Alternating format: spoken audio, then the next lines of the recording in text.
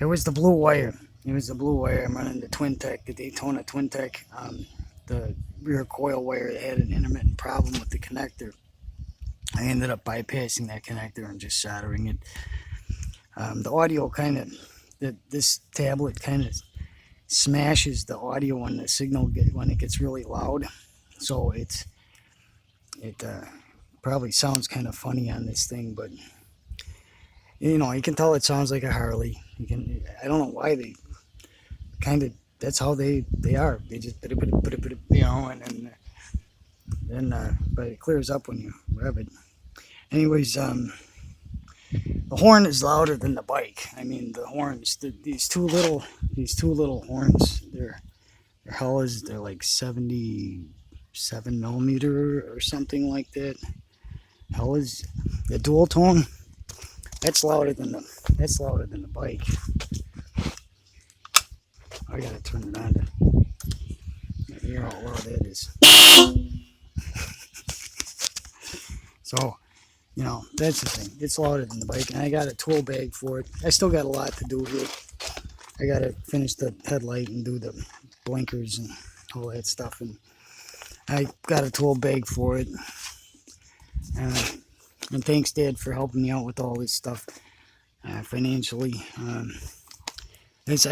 made 2 aluminum spacers out of the old air cleaner, and there's 2 washers there.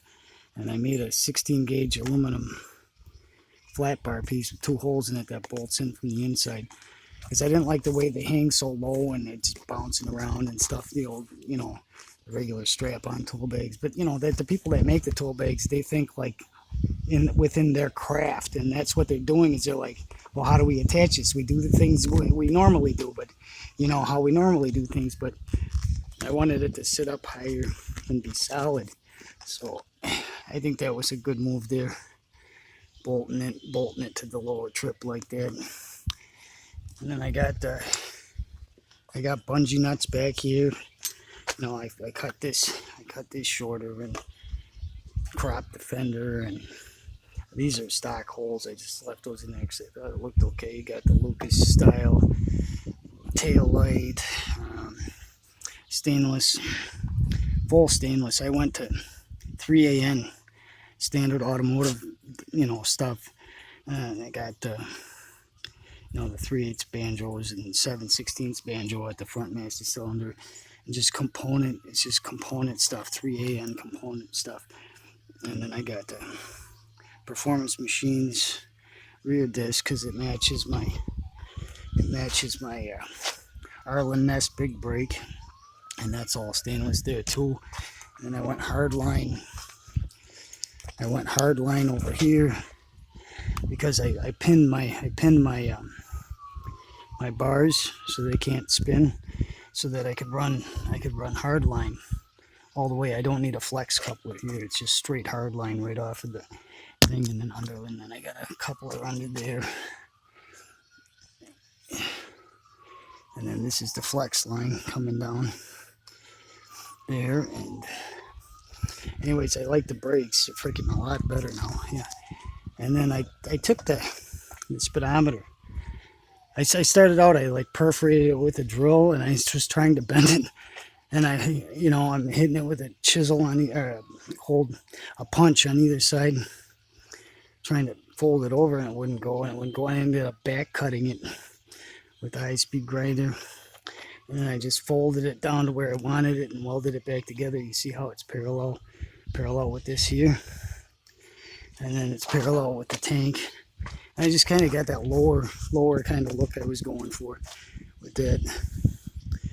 The bar mirrors with it not sticking up so high, because I'm kind of, with the drag bars, I'm kind of in a more forward position, and it was just kind of like sticking up right in my field of view, kind of, and I just wanted to lay it down a little bit.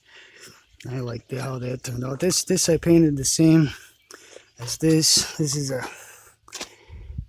S&S Stealth air cleaner, and it looks like old aluminum. I was trying to get like this color in here, but you know, it's close. It's close, and it kind of matches the pipes and Chrysler Gobi, you know, just real simple freaking single stage Chrysler Gobi. Anyhow, it's getting, oh, I got rhizomas. I don't know, I'm still kind of thinking about how I'm going to do this. I got them pointed backwards, and I'm going to put some of those small ones on here, those bright ones, because this doesn't flash in both directions. It's kind of like the light curls around. Well, normally they put them this way and the light curls around back this way, but I want to just flash my tag lights here or something like that. And because I got the tag lights, I got a 3-wire tag light, so if I can flash that and get away with it, because these things are going to be super freaking bright, piercing bright, pointing backwards.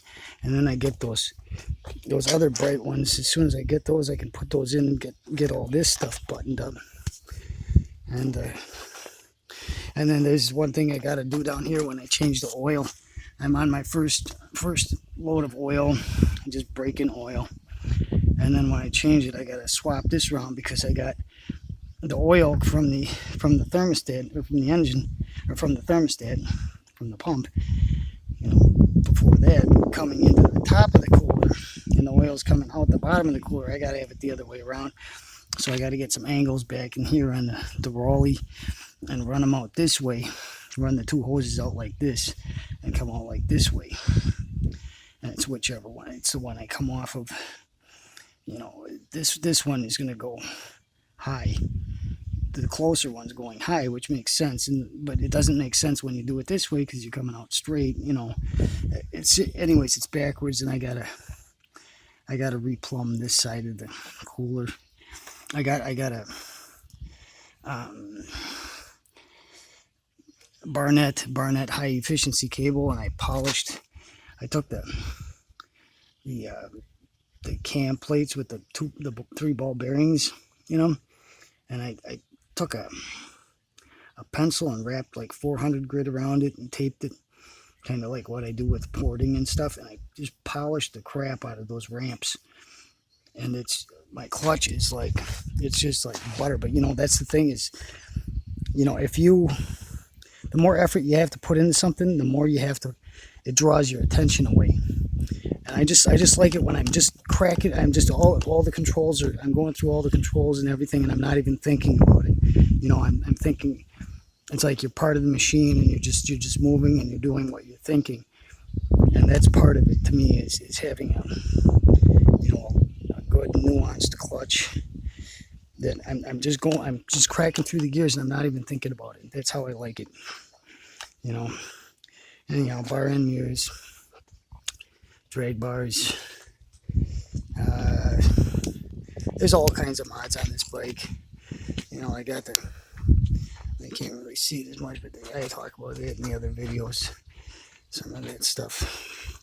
Anyhow, most of it is the engine. Andrews N2 cams, Andrews aluminum push rods, rocker lockers, S&S beehive springs, and then just everything else is modified stock parts. I raised the compression ratio with a hand rotor.